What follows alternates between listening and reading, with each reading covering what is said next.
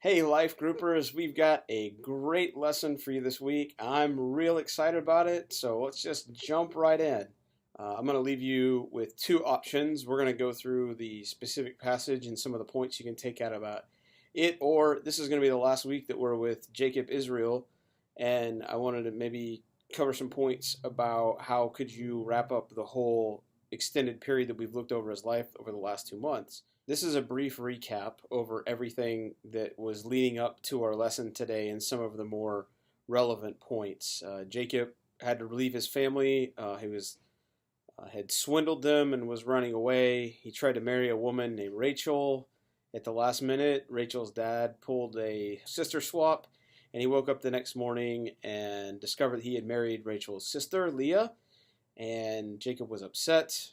He was stuck with Leah as his wife, but he wanted Rachel. He wound up marrying her a week later.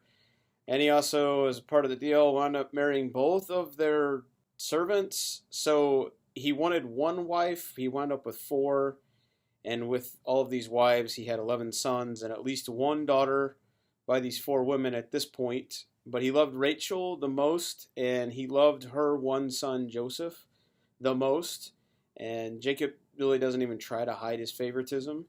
And this favoritism was a big mistake, caused a lot of problems for him and his family, which brings us to Genesis 34, not our reading today, but kind of the background of it. The kids he ignored started hanging out with the local Canaanites, and one of the Canaanite princes thinks that Dinah, his daughter, is attractive, so he takes advantage of her, rapes her, and ultimately Jacob does nothing, but Jacob's sons, Dinah's full brothers, are furious, and then when the rapist decides that he wants to marry Dinah, Jacob says nothing, and his sons are like, fine, we're going to take care of this. So they say, yeah, we'll marry her, but we're Israelites, and so you and all the men in your town, we're going to have to get circumcised like God commands. And then what happens in verses 24 through 27 is that every male in the town was circumcised, and a few days later, while they're still sore, understandably, Simeon and Levi go into the town. They were Dinah's full brothers. They took their swords and they basically killed everybody because they were too wounded to do anything about it. They killed every male there. Then the rest of Jacob's sons plundered the town because their sister or half sister had been defiled there. And so the significance of this, what we're leading into chapter 34, our lesson today, is this. One, it explains why Jacob passes Simeon and Levi over for the special blessing. He actually gives the blessing that God gave Abraham, that he gave to Isaac, that Isaac gave to Jacob. He gives that to Judah, which is not his firstborn son or even his secondborn son.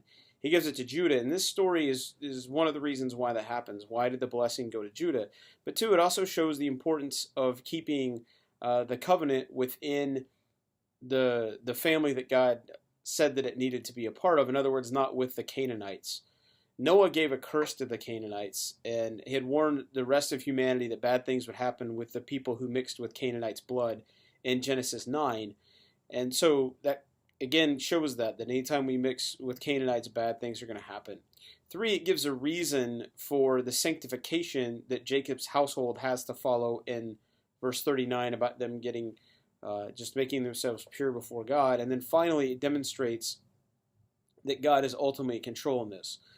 While the story of this chapter operates on a level of like family honor and the brother's concern for their assaulted sister, the story also carries along a theme that runs pretty much clearly through all of these narratives about Jacob's life, namely that God works through and often in spite of our limited self-serving plans as people. Genesis' purpose is not to approve of these plans, to say that Simeon and Levi were correct in their scheming, but rather is to show that God, in his grace, can still achieve his purposes through them or despite of them. Which leads us to our lesson today. Once again, Jacob's family has to flee for their lives because they killed a whole village of Canaanites. The rest of the Canaanites are probably upset. So they pack up and they travel south, even though Jacob's beloved wife, Rachel, is pregnant. In fact, she dies giving birth to Benjamin at the end of chapter 35. It's not a part of our reading, but just for your information. And you can see I've pulled this map up here. He was living up with Laban up in Padan Aram, but he had come back from that, but he hadn't yet returned to Bethel to fulfill the vow that he made there in Genesis 28. He should have gone to Bethel almost immediately after making peace with Esau, but instead he just kind of hung out near Shechem. Maybe this is conjecture, but apparently this was in part due to the continuing presence of idolatry and the fact that Rachel and probably others in his family had idols, and they brought them from Haran up in the north. And so maybe their allegiance to these gods had really dampened Jacob's total commitment to the Lord.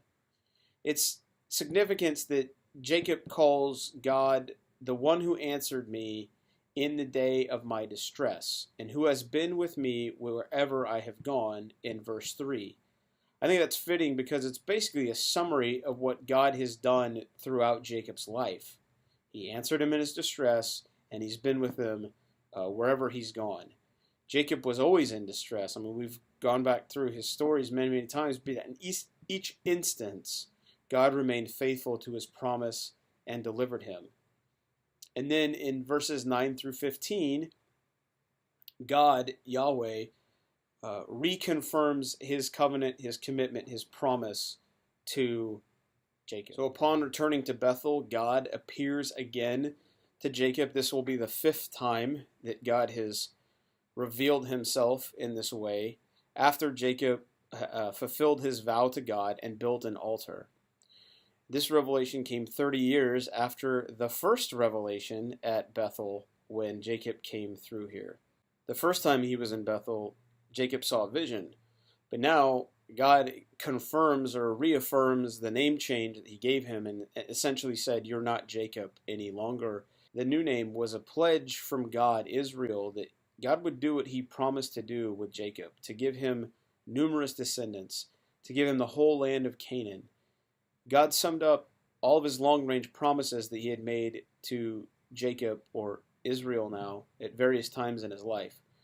God's blessing of Israel, when his dedication was complete, demonstrates to us God's response to those who obey him fully. And I think that's where, when you can talk about this in your class, what does it mean to obey God fully? I think there's 4 things that we can do, 4 fundamental actions, as our book says, to get on the right path. The first one is to purify yourself. That basically means to set yourself apart, to get yourself right with God.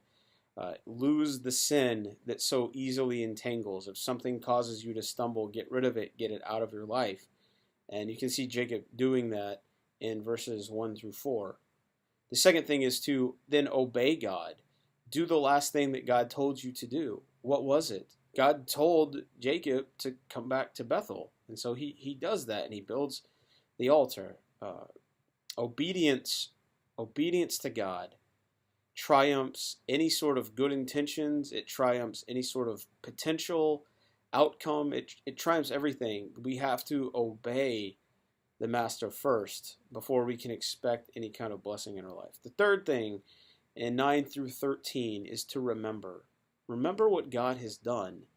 The reason why is because God is consistent. He doesn't change. And so if we remember how God has fulfilled promises in our lives in the past and recognize that God is going to continue to be who he is and continue to fulfill his promises, that's not going to change. And what that does is that gives us hope for the future because we trust in a consistent God. And then the last thing is that we treasure God's promises. And that's what Jacob does when he builds an altar and anoints it with the oil. So I have just a few questions over our overview of 35 for you guys. Maybe you want to ask these to your class. Here's the first one. If it's true that the past is a lesson for the future, if the past is a lesson for a future, then what would you say are the most important lessons that God's people today need to learn from the story of Jacob?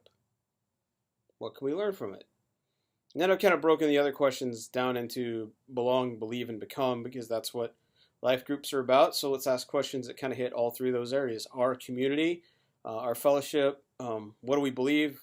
What does Jesus want us to do? The first one is belong. Share a time class when you struggled to submit to God's commands or his plans for you? And what did you learn from the experience? The believe question is jot down a list of promises that God gave Abraham, that God gave Isaac, that God gave Jacob. How are these promises true for us today? How has God fulfilled these to us through Jesus? And then the becoming part is, what are some of the common idols that you or your peers are tempted to worship today? And what's one thing you can do this week to turn away from those idols? So this is the last time that we see Jacob, Israel, however you want to call him. God calls him Israel from here on out. And so you may want to cover just chapter 35 like our material, or you may just want to do an overview approach on what spiritual lessons can we learn from Jacob's life. And so here's a few thoughts that I have about what God has been directing me through our entire study so far. It's been very personal. Jacob is not a special case. He is a picture of all of us. All of us struggle with God. We're deeply committed to making our lives work apart from a personal dependence on God's direction and power. That's what sin is. It makes us want to be independent of God. This is the heart of sin. And it's not just that we're ignorant about God, that we have misconceptions about him through poor authority figures or defective churches or bad pastors or any of that stuff. We also have a deeply ingrained suspicion that God is neither wise nor good. That really God can't be trusted. And this is what really got me on a personal level is, in fact, we tend to project on God what we're really like. If I'm a selfish person, I tend to perceive God as selfish. If I'm a controlling person, I tend to perceive God as controlling. If I'm distant or unengaged, I tend to perceive God as distant and unengaged. And so it's not so much that we doubt that a personal God exists or that he has a will for our lives. Deep down, we know both of those things. It's just what we're afraid of because we don't want to surrender control of our lives to God or to anyone. We just don't want to surrender control of it to him.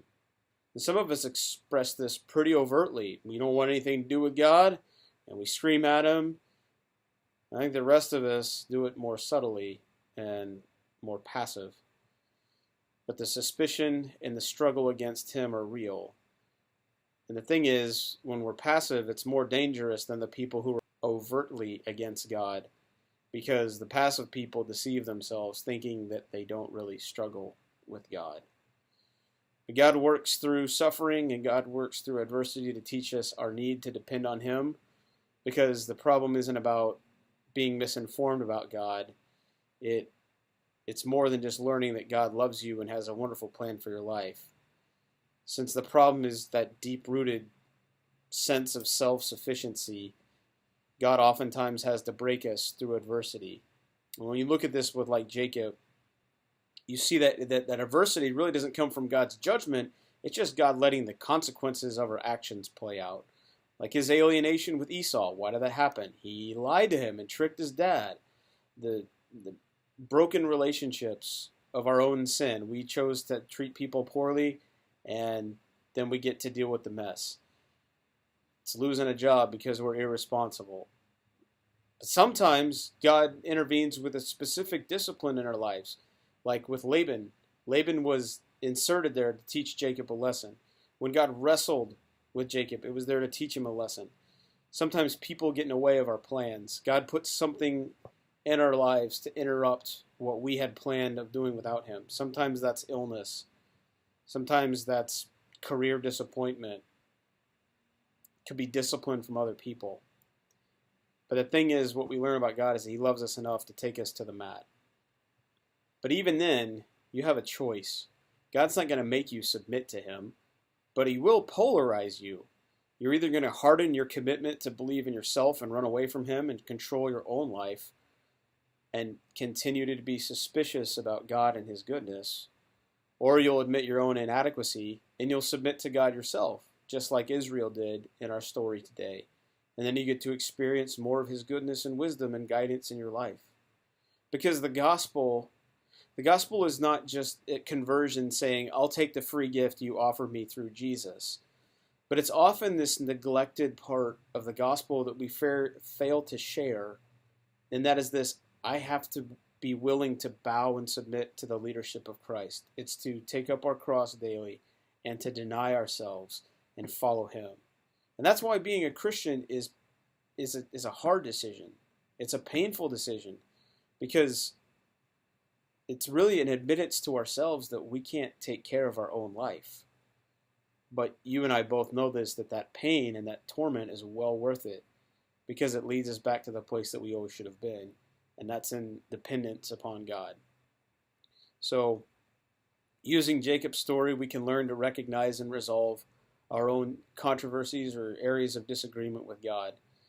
Even when we come to Christ and know Him, there's still areas that we don't yet trust God with, or we try to get back under our control.